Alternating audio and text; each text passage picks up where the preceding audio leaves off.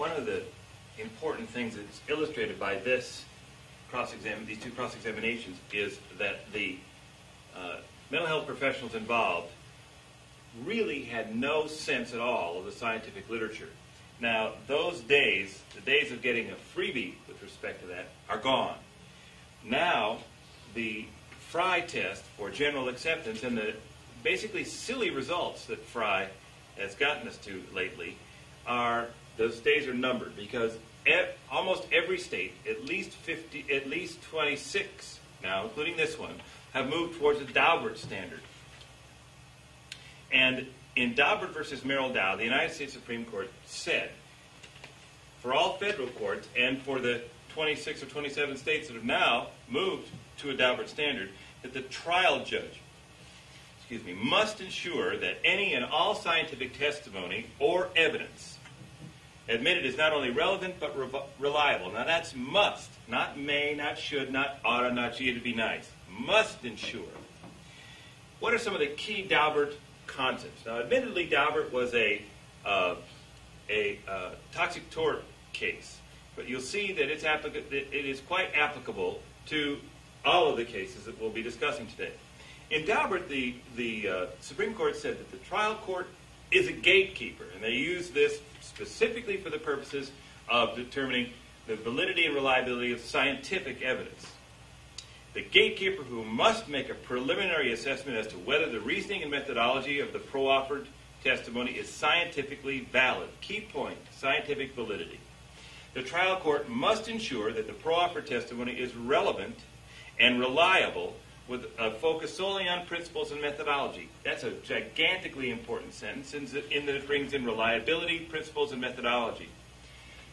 The Daubert court said that evidentiary admissibility shall, not oughta, not it'd be nice, not gee, we think this is a good guideline for you, shall be based upon reliability determined by the degree of scientific validity.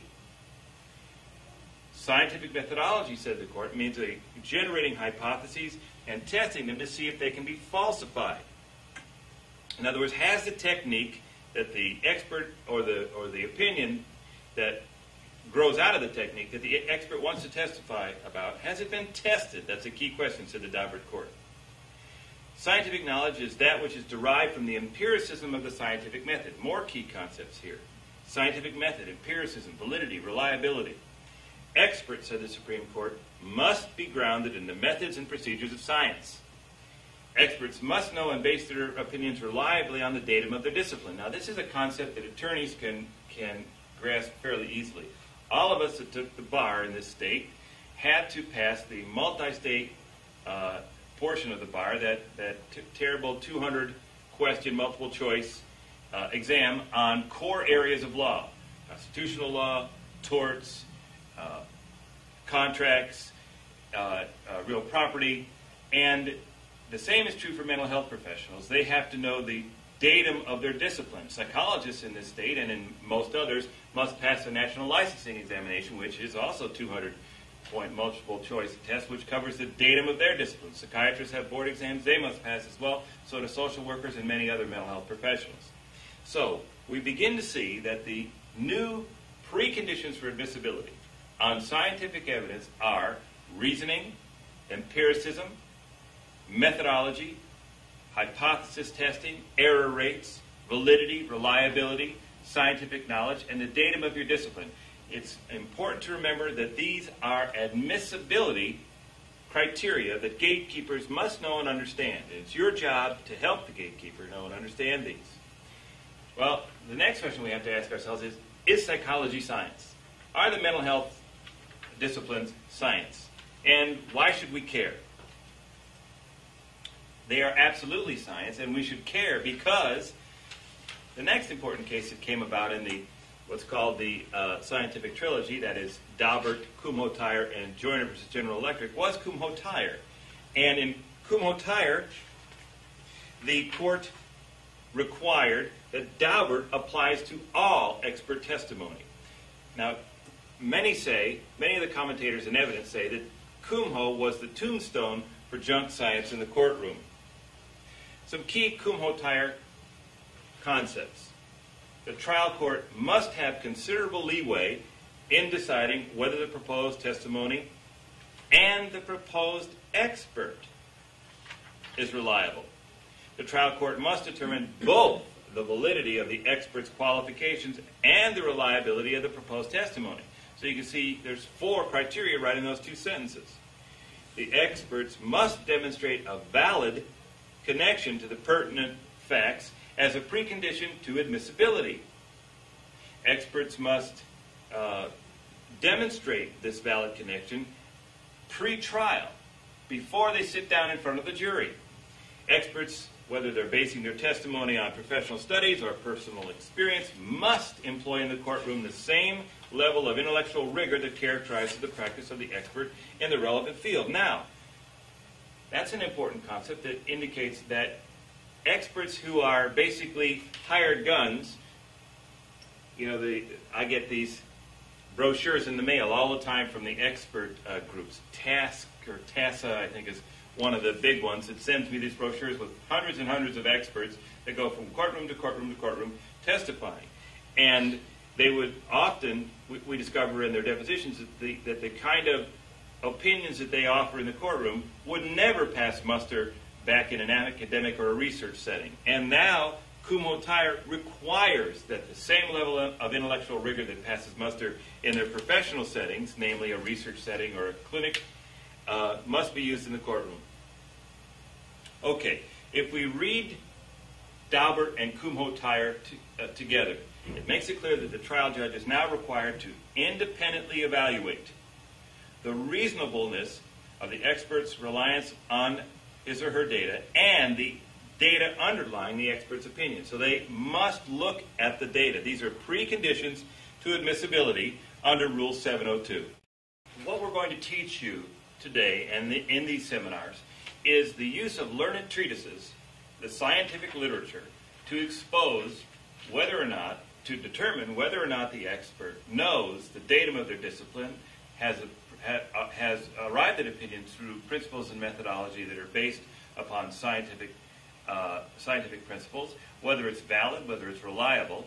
And it's important that you first, when you wish to use a learned treatise, in some states you have to serve a notice that you're going to use it. In other states you can just bring it in and question the deponent in a deposition, or the witness in a cross-examination, or on a voir dire, if you're allowed to go this far in a voir dire, with the learned treatise, if it can be established that it is authoritative. Usually, witnesses are loath to agree that a scientific article or scientific text is authoritative. This is a demonstration of 22 foundational questions. Don't start. Yeah. Don't start yet. Yeah. 22 foundational questions that are designed to help you lay a foundation to use peer-reviewed literature.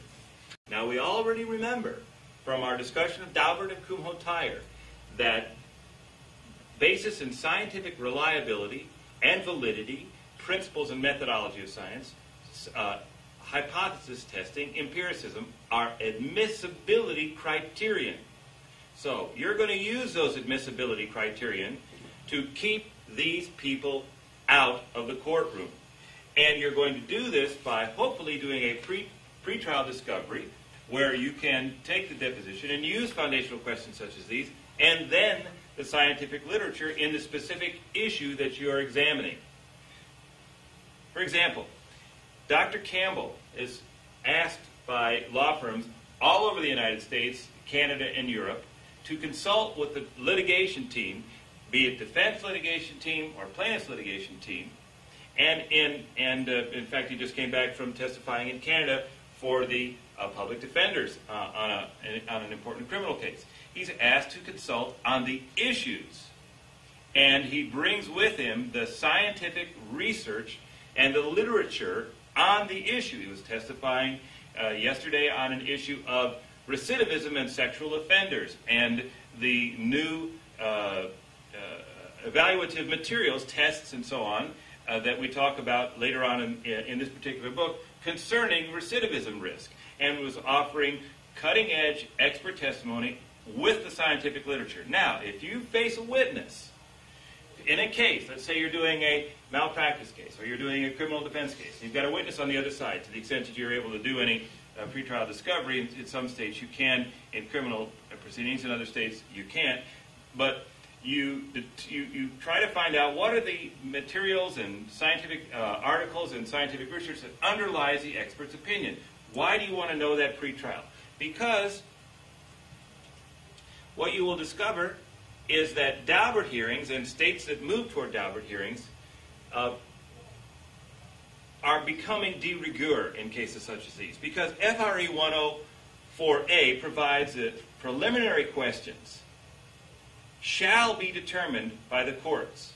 And FRE 104C provides that hearings on preliminary matters may be conducted, and back to FRE 104A, authorizes a court to hold evidentiary hearings on admissibility. Boy, I'll tell you, you really want to get this sorted out before you get your jury in that box. You do not want to get somebody that looks as distinguished as Dr. Campbell or some other expert in there testifying and pontificating on the witness stand when you haven't done your daubert hearing first on preliminary questions of admissibility. What are the issues for a daubert hearing? What are the kinds of things that you want to get into? Well, with the pretrial discovery that you've done, you want to discuss with the court whether or not, and you want to determine through the process of the hearing, whether or not this particular expert is qualified. Now, this just isn't the old Voir Dire criteria. This has to do with a more extensive look at the expert's qualifications. And do these qualifications fit the facts in the case? What is the scientific validity of the methodology the expert has used? Often you will discover there was a big ballyhoo in the research literature and the scientific and law literature concerning evidence on ecological validity a few years ago. That's a question that needs to be addressed with many experts. What is the scientific reliability of the methodology the expert has used? If the methodology is not reliable, another expert looking at the same thing is going to come up with something completely different, sort of like using a rubber yardstick. What is the scientific validity of the underlying data the expert bases his or her opinions on? A few years ago, for this state's continuing legal education group, I was privileged to do a seminar with one of the judges, one of the trial court judges in the state, who is an expert on hearsay. And the new rules, the new federal rules, have incorporated a provision for examining the underlying nature of the expert's data as with a hearsay inquiry. And often, what's occurred in the past is that experts will say, well, I can base my opinion on just about anything. I can take anything into consideration. But now, the new admissibility criteria, and particularly in federal courts, require that the scientific reliability of the underlying data that the expert bases her opinion on must be examined. To what extent is the expert's reliance on the data reasonable? These are all analytically distinct concepts, any one of which can afford you an opportunity to get rid of a pro-offered expert. Okay. The text that we put together is designed for cut and paste and to pull stuff, to pull things out to take immediately to court. You can do that. You could write your own cross-examination questions. You can use what we've written. You can make them your own. You can do whatever you wish. We give you a foundation in the scientific literature in the text to do that. And we have a great deal of that in your course packs today. I want to stress, for example, the importance of voir dire. Now, in my practice, what I try to do is to keep opposing experts away from triers of fact. I try to do pretrial motions to get rid of them when they cannot meet the daubert and Kumho criteria. If that fails, and if I've failed again in my second line of defense, which is a daubert hearing, then I'm faced with them sitting in the witness stand, waiting to be qualified in front of the jury. Well, either perhaps I've lost on the daubert hearing, or the court hasn't allowed me to have one, or perhaps I've not been able to get rid of them on pretrial motion practice. So my next line of defense, as I say, is the voir dire. Daubert requires that the expert's opinion must have a reliable basis in the knowledge and experience of his discipline. As we stress with the 22 foundational questions, they must, by their own ethical codes and licensure requirements, know the datum of their discipline. And from the perspective of the law, the expert's opinion must have a reliable basis in the knowledge and experience of his discipline. If they cannot cite peer-reviewed scientific literature that supports his opinion, or if they haven't written something themselves in a peer-reviewed scientific journal that they can cite, then it's not based on the knowledge and experience of the discipline. Compared to lay witnesses, experts purport to offer testimony that is scientific, and scientific, according to Daubert, and now means a grounding in the methods and procedures of science.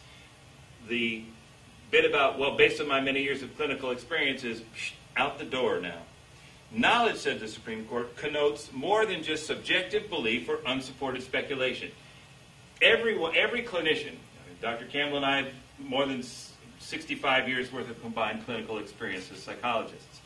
Our clinical experience, my clinical experience, is different than Dr. Campbell's clinical experience. It's subjective to the particular clinician. Knowledge, said the Supreme Court, connotes more than subjective belief and unsupported speculation. Well, my clinical experience is based on my subjective beliefs and my subjective experience, as is Dr. Campbell's. It doesn't mean it's not good clinical experience, but it doesn't meet the definition of knowledge according to the Daubert Court. The court went on to say that in order to qualify as scientific knowledge, an inference or assertion must be derived by the scientific method. The scientific method requires testing, good grounds. The court went on to say proposed testimony must be supported by appropriate validation, i.e. good grounds based on what is known. But we also want to look at the knowledge of the proposed expert over the datum of their discipline. If they couldn't pass the multi-state, then they're not going to get a bar card. If they can't pass the minimum knowledge for the datum of their discipline in the National Professional Licensing Examinations, they're not going to get a ticket to be a doctor of psychology or psychiatry or another mental health professional. What research activities and publications have they undertaken? And some important professional ethical issues. What are their credentials? Are there any conflicts of interest that are involved in what they're doing? Are they employed beyond their competency in this particular case? Have they been under any improper attorney influence? I mean, how many times, if you really work at it, can you discover that an expert has rewritten their opinion a couple of times based on what the attorney said that she wanted? Is there a contingent fee involved? Believe it or not, although most states argue very vehemently against this, some states look the other way with respect to contingent fees and experts. Have they created their conclusions before research? I litigated against a major university and discovered that the litigation several years ago was an 8-part series in the national newspaper. And we discovered that this particular clinic had created their conclusions before completing the assembly of their data. And they did it routinely, and they did it in this case, and they lost what they were trying to put across in that particular case, and they were excoriated by the Court of Appeals. The experts will often not engage in a proper investigation, or will not do any investigation at all. They'll say, I'm an evaluator, not an investigator. And if there's been no investigation, no corroborative sources for the material that they want to rely on, how reasonable is that reliance? They will intentionally ignore data from time to time. And in fact, I've had the interesting opportunity to expose experts in deposition. I think one was in New Jersey, who had intentionally falsified data to make it conform to the opinions that she wanted in a particular case. The key issues here that we're stressing are evidentiary reliability and evidentiary validity. To meet the validity and reliability challenge, the court in Daubert and Ikumo instructed that the gatekeeper, one, must have considerable leeway in deciding whether the proposed testimony and the proposed expert is reliable, but that doesn't mean that they can just say, oh, it goes to weight, and neglect all of the other criteria. They must determine the validity of the expert's opinion, the qualifications, and the reliability of the proposed testimony, and the pro-offered expert's opinion must demonstrate a valid connection to the pertinent facts as a precondition to admissibility. They can't sit down in the witness chair until this is done. What is this concept, reliability? Well, essentially, reliability means conclusions that deal with replicability and consensus. In the main, reliability is of two types. Inter-rater reliability. This is the type of reliability that asks if a test or a measure is utilized in the same manner with the same subjects and a different experimenter, will the results be the same? 2. Test-retest reliability. This is a type of reliability that requires the same result when the procedure or a similar procedure is done over and over again. We need to certainly control for the same conditions, but we would certainly want the same results. Validity. What does this concept mean? Validity essentially is more complicated than reliability. Validity means, are we getting what we think we're getting? Internal validity means the process of validation by which we infer that a relationship between two variables is causal or one has something to do with another. Construct validity, the extent to which a test or an experiment is measuring that which we think it's measuring, namely the construct. Mental illness, psychosis, depression. External validity means the ability to generalize to particular persons and settings from the data. In other words, if we got data that accurately describes the group that we're attempting to describe. If there's no validity to the group that we're attempting to describe, there's no external validity, we have a useless procedure. Statistical conclusion validity deals with the proper statistical methods being applied that lead to testing the significance of a relationship between factor A and B. Null hypotheses, type 1, type 2 errors are statistical concerns that may be involved in some of the cases that you'll tackle. However, they may not be. We offer them in your course materials just for your information.